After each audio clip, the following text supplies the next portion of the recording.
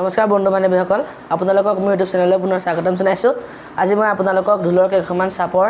বজাই দেখুৱাম যদি কিবা ভুল ভ্ৰান্তি হয় আপোনালোকে ক্ষমা কৰিব তেনেহ'লে বলক আজি আমাৰ এই ভিডিঅ'টো ষ্টাৰ্ট কৰোঁ এয়া শুনক ঢোলৰ নাচনি চাওক